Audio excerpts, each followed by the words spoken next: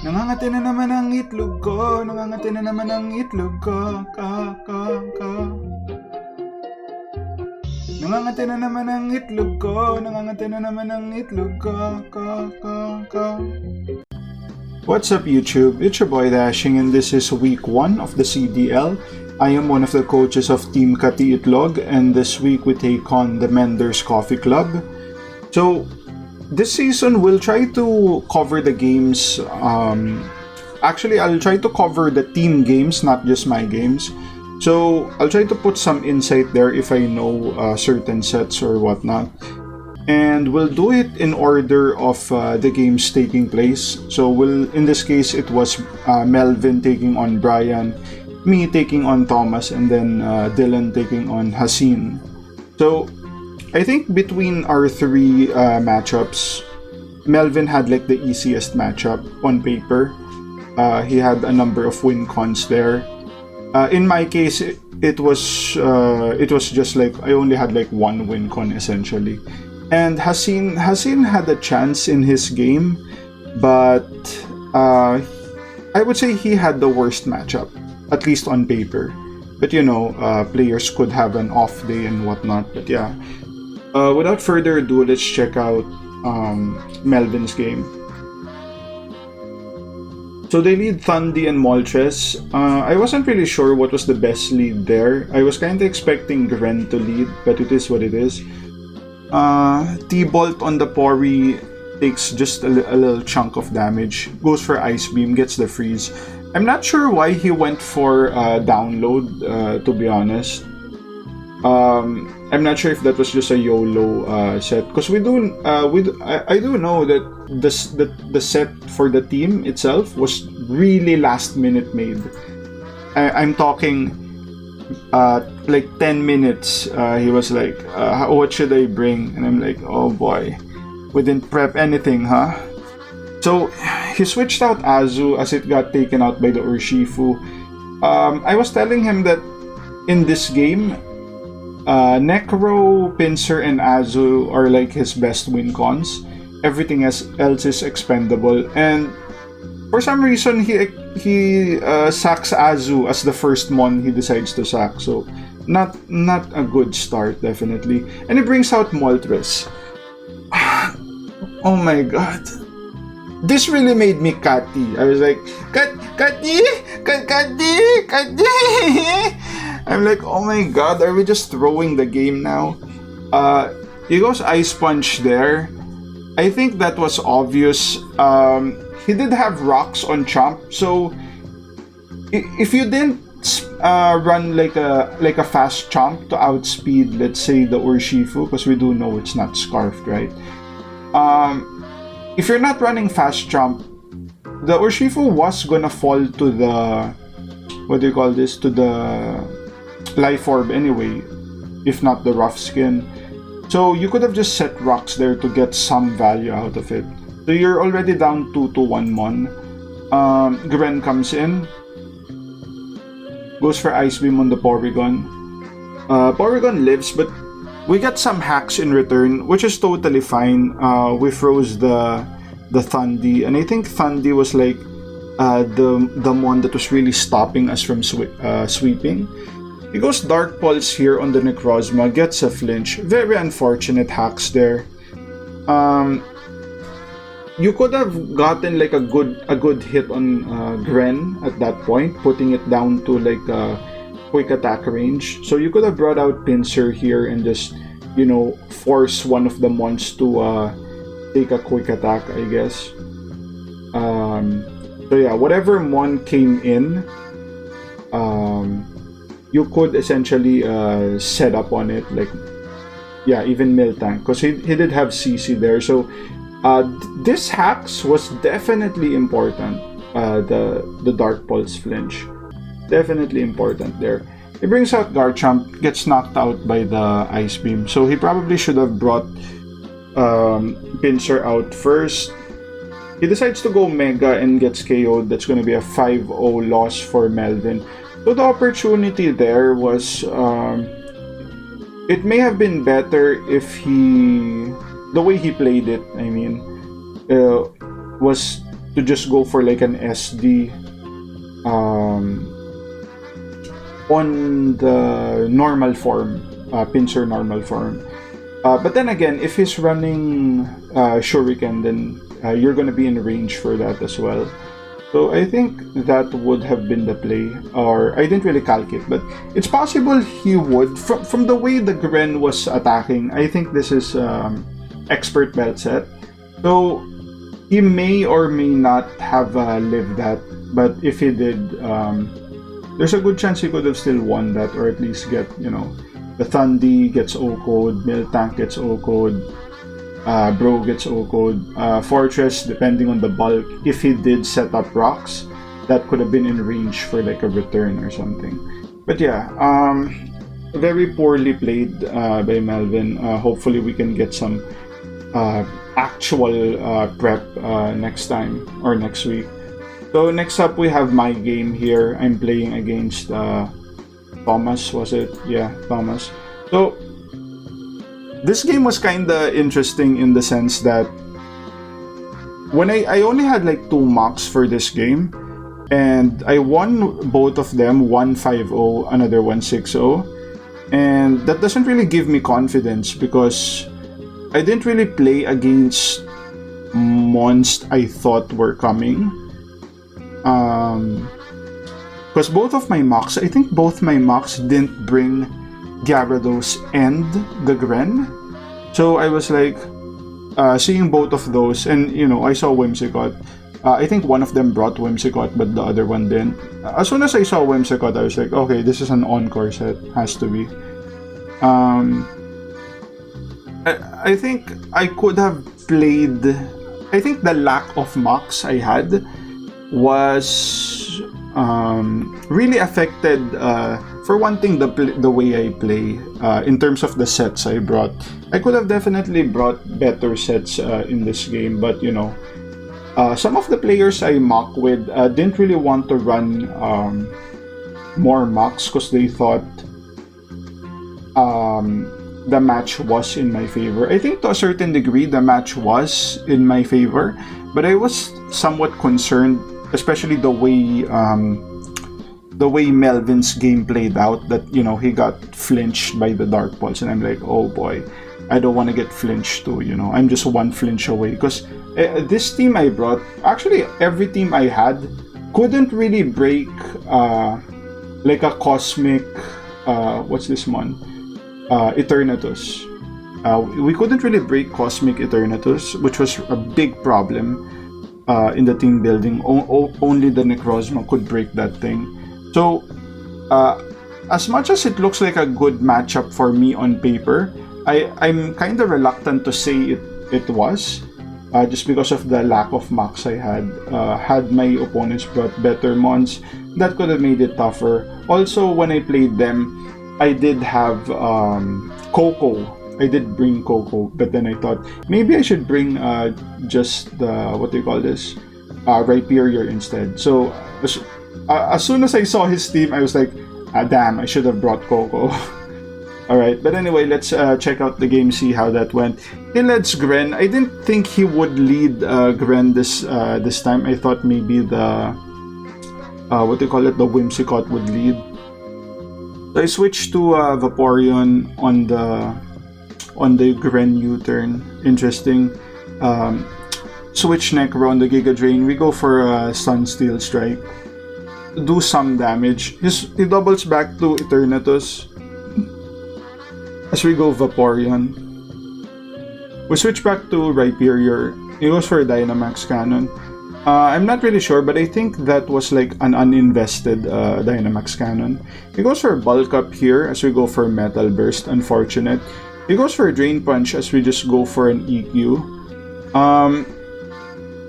I'd say this was somewhat of an something to note, I guess. If I had more mocks, I would have thought that, or I would have known that the EQ didn't really matter in the grand scheme of things, or the weakness policy. I would have been better off with just a Sash, so I could, like, I could have just, what do you call that, set rocks turn 1 and just be done with it. Rhyperior's job this game was just to set rocks. I didn't really need it for anything else. And the way the mechanics of this team works is I'm okay sacking all my mons because I just need Necro to sweep. Necro can sweep, especially if I did bring like the ideal sets, but definitely I didn't. The sets I had was kind of walled by Koppa and the Gyarados to a certain extent. He goes for a wish there. As he sets up rocks, goes for a flip turn. We do some chip. I think he's noticing now that, I don't think he noticed, but I don't have Scald on Vaporeon, otherwise I would have Scald there. Because, you know, nothing really wants to take a Scald. Even Gran, if Gran came in, Scald plus rocks, it's gonna chip it down just a little more, right? He reveals Whirlwind, so that's interesting. He goes for Stealth Rock again. I think it didn't really matter. He didn't really have an attack that can do damage anyway. We go for a flip turn on the Gran. Get some decent damage there. Mienshao comes out. I just go for the fake out here just to chip it down even more. Buzzwole comes out. I go for the hidden power flying here, but he makes an excellent, or she makes an excellent read going to Eternatus scouting that, because, you know, this boy walls my whole team, right? I just sack Mienshao there because I don't really need it. Like I said, it's all about positioning the Necro. I kind of wanted to DD there, which would have been good, because if I had EQ, then we could have just bopped this Koppa. But like I said, because of the lack of preps we had. Also, this game was being played while I was working, which I didn't really mind that much. I was just like, you know, switching between tabs, you know, working during the time we weren't really doing anything. But in this game, what was really annoying was Thomas kept disconnecting, and the mocks I had for this game was very short. None of them lasted 10 minutes. So I was kind of thinking maybe we'll give like a 5-minute allowance, but the game took about maybe 30 or more minutes. And I was like, holy shit, this game is so long. And it's not because of the way it's being played, but just because of the waiting, because he kept getting disconnected. So that definitely was something that was making me impatient. We go for an EQ there, get some decent chip on the Whimsicott, which is really good because we don't really have Poison Jab on the Shark. So worst case scenario, we get to put it in range. What's good about Whimsicott is it doesn't really get reliable recovery, like outside like Rest or, you know, Leech Seed, something like that. He goes for a Defog here, removes the rocks, which is kind of good for him or her, because, you know, she still has the Rock Setter, while I don't. I go for Seed Flare here, hoping to, you know, put this down at least, I think, 20%, and get like the Speed F drops. But he gets lucky there, and we miss. Goes for rocks, heals up a bit more. Goes Whimsicott. I go for a Wish here. He goes for Encore. I just stay into Wish because I just wanted to see what he was gonna do, or she was gonna do. He goes for a Dark Pulse. Now the Dark Pulse tells us that we kind of wall this thing completely. And yeah, I think the way she switched out made me think that, you know, maybe this is Scarf. And then she brought it back again on the Shaman, and it's gonna have to switch out. That's another thing. That's definitely another thing. I had like Aromatherapy as the last move on Shaman, which in hindsight I didn't really need, because most of my mocks I didn't, or the two only mocks I had, I didn't really ended up using it anyway. Same with who's this? Necro. I kinda had like Morning Sun on the set, and I didn't end up using it as well, even in the mocks. So, you know, if I just use those for coverage moves, like I had Shaman with like Earth Power, we could just 2-hit KO the Koppa there, and he would or she would have like less switch-ins. Same with Necro. Necro could have just destroyed her team if we had like a third coverage move. And, you know, even 2 moves would have been okay if we knew what the right 2 moves were. But, you know, since we didn't really have much mocks, then we didn't really have a lot of opportunity to experiment, which would work most of the time. So I get a good chunk of damage here with the second Seed Flare because it's already chipped. Necro comes in. He brings out Gyarados here, gets the Intimidate. I go for the Sunstrike. He goes for a sub. I go for a DD here, seeing that it doesn't really have a nice way of hitting us anyway. And he actually Mega Evolves. Now, this was very uncharacteristic of me because I think this game was the least prepped game I had, like, since, you know, my first season in Draft League, like 2-3 years ago. I didn't even know she had Mega Gyarados. I was thinking it was Boots, and I was like, what? Mega? What? Oh my god! And I was just, funny thing, I was like criticizing Melvin for not knowing Urshifu was water. He actually thought it was Urshifu Dark in his game. And then it happened to me as well. I was like, damn, you know, I think that really tells you how much prep I had for this game. Like, if you don't know what you're fighting, you know, that kind of tells you how much prep you did. So, oh boy. Oh boy. He goes for a crunch here. We take some damage.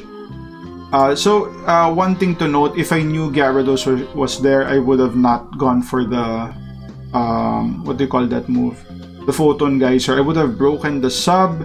He'd get a crunch off, leaving us at, you know, maybe 26-ish. We get the kill. So Gyarados is down at this point, essentially, if, you know, if I knew what I was doing. And definitely I'd switch out because he'd bring Gran. We bring out Vaporeon because we kind of check it completely. That's how it would play out. But yeah, we get like a nice roar on it to remove or to stop it from, you know, positioning. The 3 months I have can still win the game. I don't need Vaporeon at this point. Although it would have been nice to have Vaporeon. So what would have happened there was, or I'll just talk about it later after the game. Yeah, he knocks out the Vaporeon. Eternatus comes in.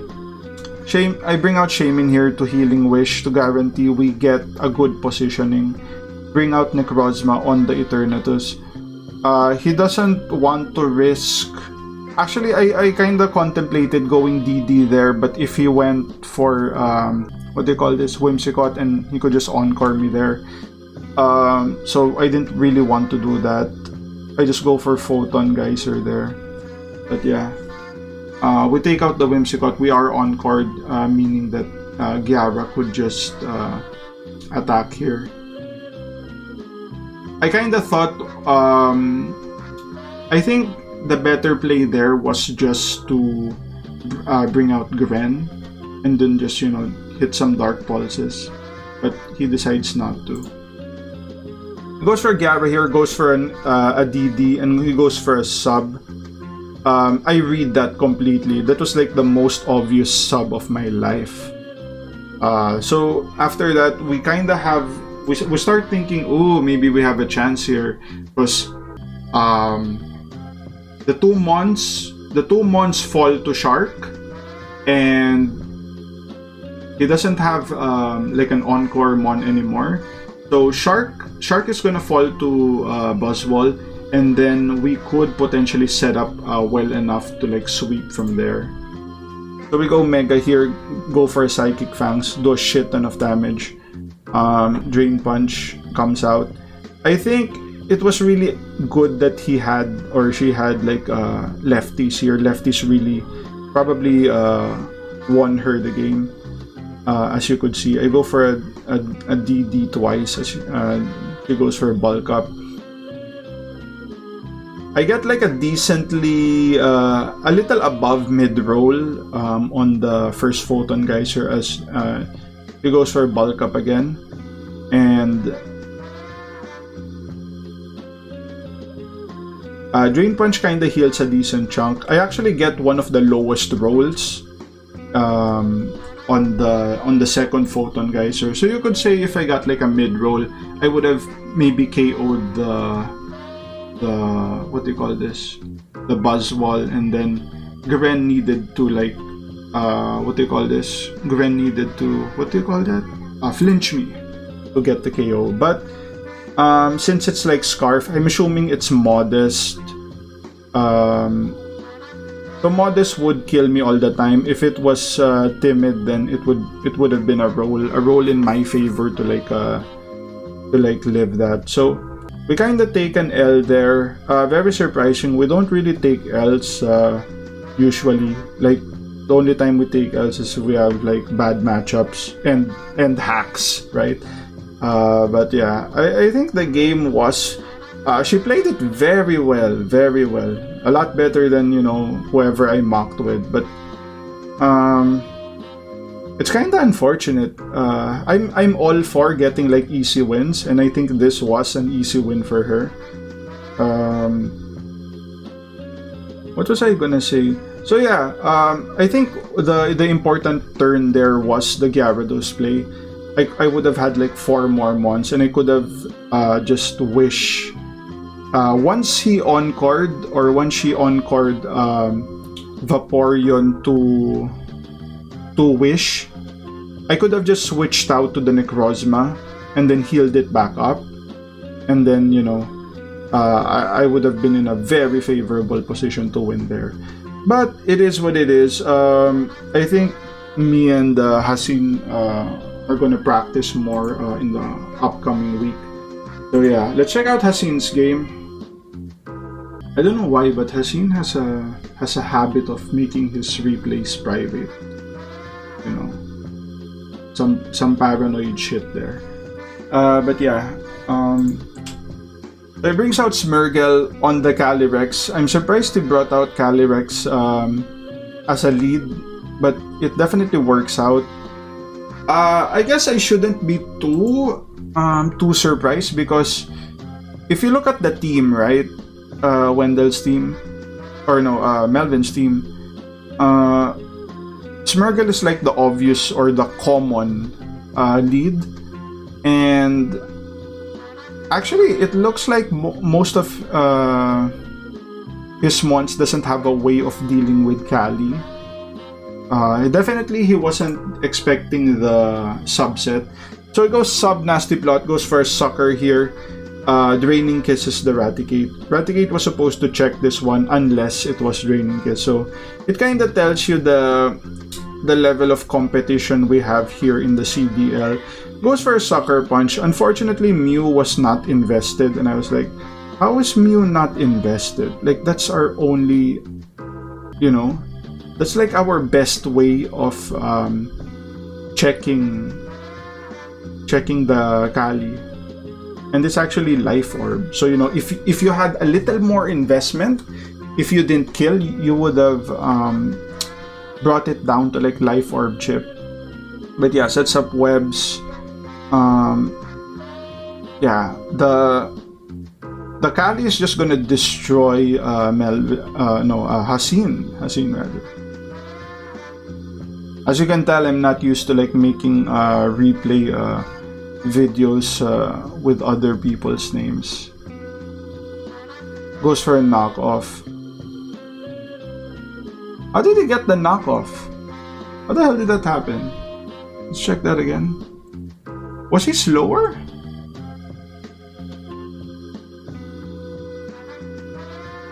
Wow. He outspeed the Kali. Imagine that. I guess Kali wasn't running like a lot of speed, if that's the case. You know, I know Webs is there, but it's, you know, or the paralysis is there, but it's, I think you should still be able to outspeed Necro, or maybe he was running a very fast Necro, I guess. Yeah. I'm not sure if I didn't really check if Necro got what do you call that attack? The signature move of Incineroar, Darkest Lariat. I think that would have been a good bring this week instead of just knockoff. But yeah, he's gonna lose this one 5-0. So yeah, that's gonna be a very rough week for Team Kati Itlog. I guess I kind of didn't feel as bad after my loss because I felt like I let my team down. But then again, the way Hasin and Melvin played, I was like, I mean, we're not winning anyway. And on paper, this was our toughest matchup, especially before the trade. They had like Kali as the shared mon, which is, you know, easily one of the best mons in the format. So yeah, I think it's kind of good that we kind of got the game over with. We could look into winning all our games, or you know, at least 2 out of 1 or 2 out of 3 the next coming weeks, because the matchups are not going to be that difficult on paper. This was definitely easily the most difficult matchup that I saw, at least like before analyzing the team. And we didn't really analyze it that much because, as you can see in our game itself, we didn't really bring optimal sets to it. But yeah, congrats to Menders Coffee Club.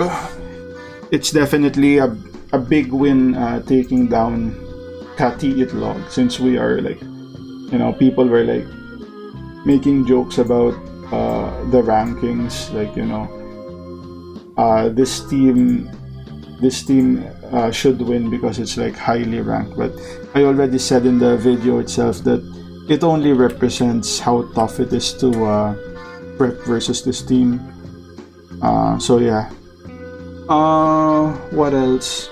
So yeah, I guess that's the video. If you guys like the content, like, share, and subscribe. Put some comments there, some beso, some Kati, and I'll see you guys on the next one. Cheers.